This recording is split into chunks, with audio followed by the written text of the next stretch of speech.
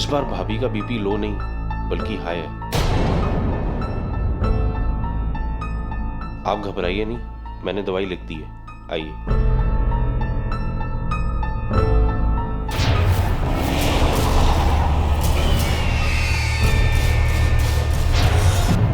जैसे आग के पास जाने से तापमान बढ़ जाता है, ठीक उसी प्रकार ऐसी शक्तियों के आसपास होने से शरीर का तापमान भी बढ़ जाता है। मेमूना के साथ भी ऐसा ही हुआ। उसका लो बीपी हाई बीपी में कन्वर्ट हो गया। तुम लोगों ने खाना खाया? अम्मी आप फिक्र ना करें, आप सो जाएं, हम सब खाना खा लेंगे।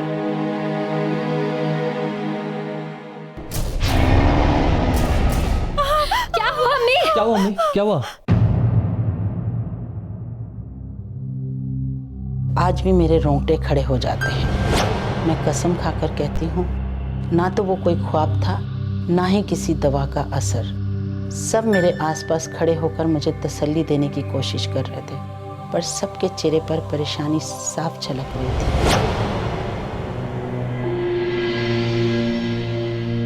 अशरफ, आप इमाम साहब से जरूर मिलते आइएगा और अगर हो सके तो घर ले आइएगा।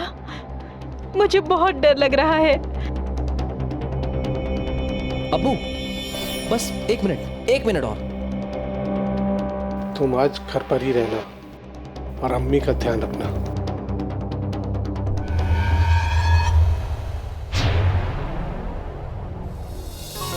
शाम को हम सभी लोग बाजार चलेंगे।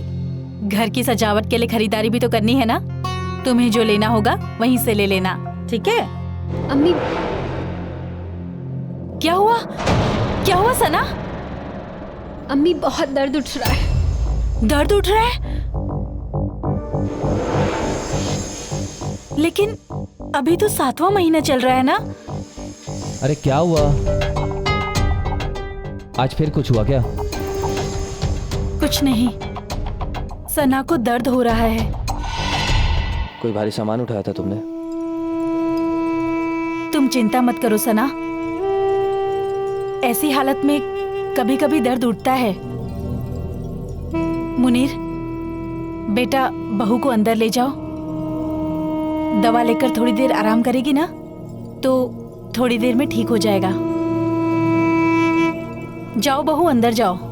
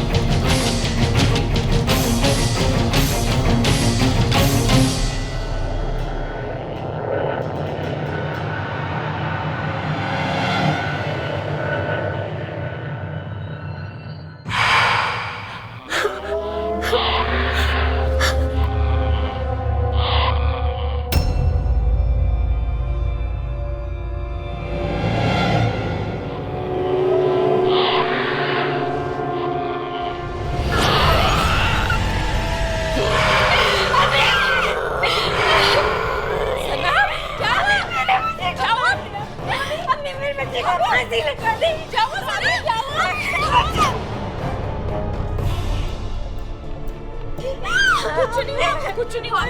देख सब ठीक है, सब ठीक। चल बैठ इधर, सब ठीक है, बैठ इधर।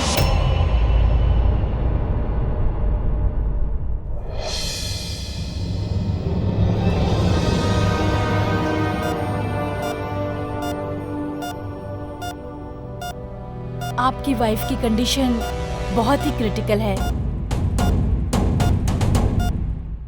बेबी की गर्दन में कॉर्ड जकड़ गया है। आपकी वाइफ को एडमिट करना पड़ेगा। डॉक्टर की वो नली जकड़ने वाली न्यूज और फंदे वाली बात ने मुझे बिल्कुल डरा दिया। मुझे मेरे बच्चे की बहुत फिक्र होने लगी। हमारी ज़िंदगी अब किसी साए के शिकंजे में जकड़ती जा रही है, इसमें अब शक की कोई गुंजाइश नहीं थी।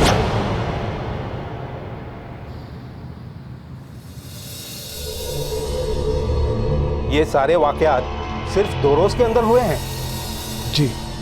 और बहू की तबीयत बगैर ऑपरेशन के ठीक हो गई? जी इमाम साहब। अच्छा, और आपने ये जो नया घर खरीदा है, ये किस मकाम पे है? जी वो सुपरमार्केट के पीछे हाईवे से 2 किलोमीटर दूर जो रास्ता जबलपुर की तरफ मुड़ता है, वहीं पर। राइट की तरफ, मजार के पास? मजार का तो पता नहीं इमाम साहब, लेकिन हाँ पास में एक पहाड़ी जरूर है। अल्लाहु अकबर। मुनीर, बेटा तेरे अब्बू अभी तक नहीं आए हैं। 2 घंटे पहले फोन तो आया था कि वो मस्जिद से इमाम साहब को लेकर निकल चुके हैं, लेकिन अभी तक आए नहीं हैं। मुझे बहुत घबराहट हो रही है। मुनीर, मुनीर, मुनीर दरवाजा खोलो। लगता है अबू आ गए।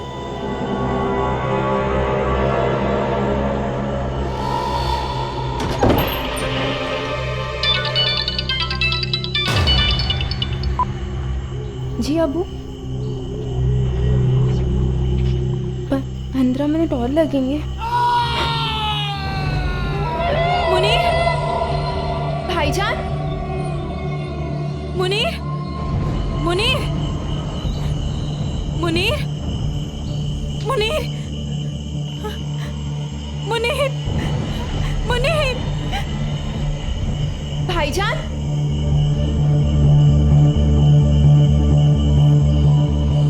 भाईजान, मुनीर, मुनीर, भाईजान, मुनीर।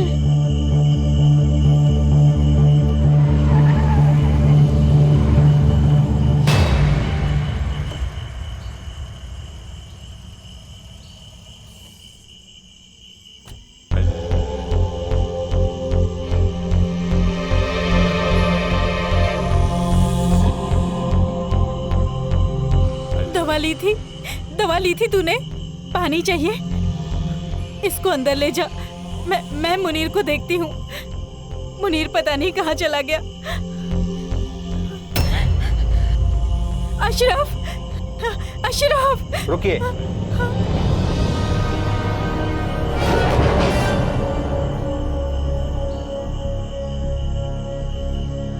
अशरफ, मुनीर, बाहर से कोई क्या हुआ? आपकी आवाज में बोल रहा था तो हमें लगा कि आप हैं। मुनीर दरवाजा खोलने आया, लेकिन आप तो फोन पर थे। मुनीर पता नहीं कहाँ गया। इमाम साहब मेरा बेटा। सब्र करो, सब्र करो ममीना, सब्र करो। औज़ु बिल्लाहि मिनश शैतानिर रजीम। बिस्मिल्लाहिर रहमानिर रहीम। अल्लाहु ला इलाहा इल्ला हुवल हय्युल क़य्यूम ला ताख़ुज़ुहु सिनतुन लहू मा फ़िस समावाति व मा फ़िल अर्ज़ मन ज़ल लज़ी यशफ़अु इंदहु इल्ला बिइज़्निही यअलमु मा बैना अयदीहिम व मा ख़ल्फ़हुम व ला युहीतूना बिशैइन मिन इल्मिही इल्ला बिमा शाअ वसिअ कुर्सियुहु समावाति वल अर्ज़ व ला यऊदुहु हिफ़्ज़ुहुमा व हुवल अलियुल अज़ीम।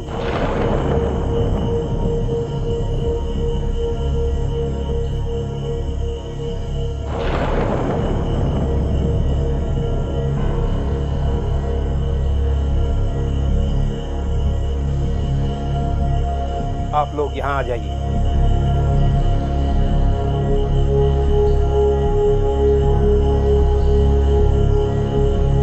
अब मैं एक हिसार बांधता हूँ। जब तक मैं घर से बाहर नहीं आ जाता, कोई भी इस हिसार के बाहर नहीं आएगा। या अल्लाह, ला इलाहा इल्लल्लाह मुहम्मदुर रसूलुल्लाह, ला इलाहा इल्लल्लाह मुहम्मदुर रसूलुल्लाह, ला इलाहा इल्लल्लाह मुहम्मदुर रसूलुल्लाह, ला इलाहा इल्लल्लाह मुहम्मदुर रसूलुल्लाह, ला इलाहा इल्लल्लाह मुहम्मदुर रसूलुल्लाह, ला इलाहा इल्लल्लाह मुहम्मदुर रसूलुल्लाह, ला इलाहा इल्लल्लाह मुहम्मदुर रसूलुल्लाह। इमाम साहब, मेरा मुनीर।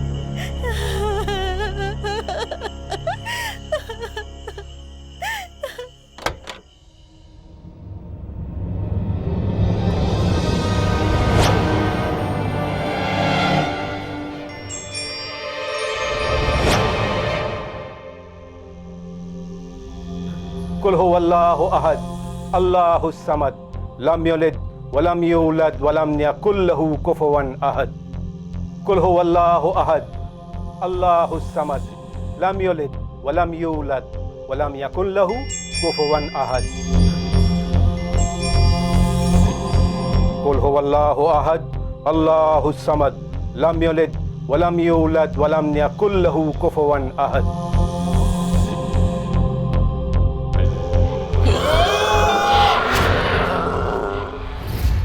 अल्लाहु ला इलाहा इल्ला हुवल हय्युल क़य्यूम। बिस्मिल्लाहिर रहमानिर रहीम। अल्हम्दुलिल्लाहि रब्बिल आलमीन अर्रहमानिर रहीम मालिकि यौमिद्दीन।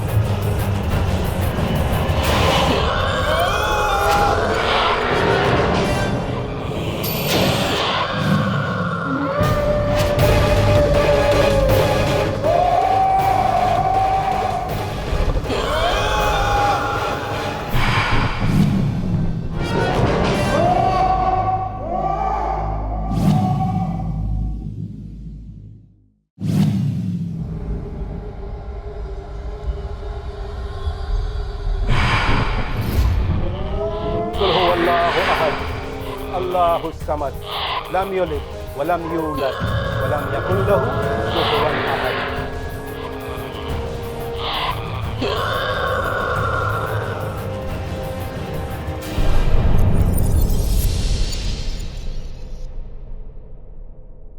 घर के अंदर क्या हो रहा था कुछ पता नहीं, लेकिन घर के बाहर हम सब मुनीर के गम में रो रहे थे। थोड़ी देर में इमाम साहब घर के बाहर आते हुए नजर आए। क्या हुआ इमाम साहब, आप इतने खामोश क्यों?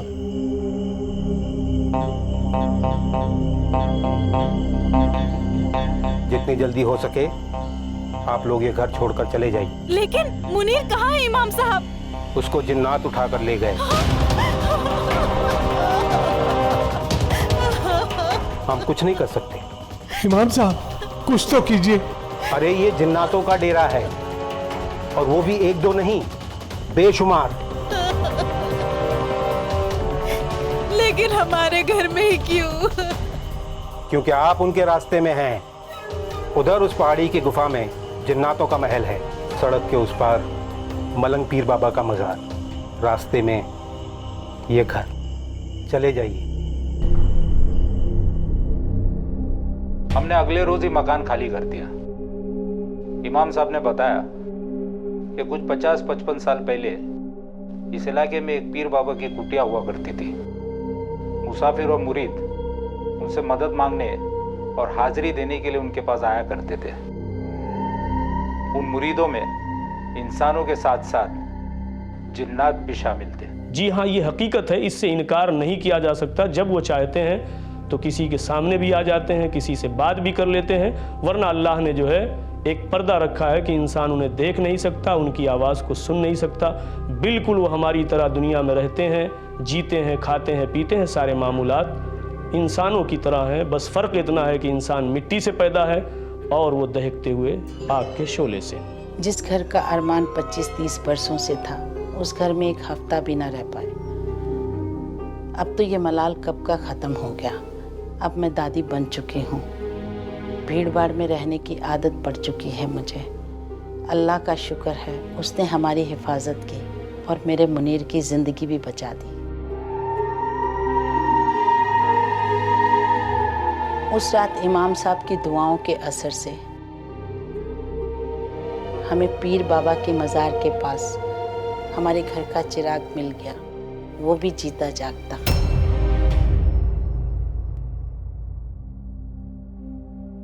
क्या कसूर मैमूना का था, जो अपने सुकून भरे घर की चाहत में अपने परिवार के साथ उलझन में पड़ गई, या फिर उन जिन्नातों का जो अपना रास्ता बदलने पर राजी नहीं हुए? पता नहीं, पर यह ध्यान रखना जरूरी है कि चाहत और जिद का टकराव हमेशा भयानक होता है।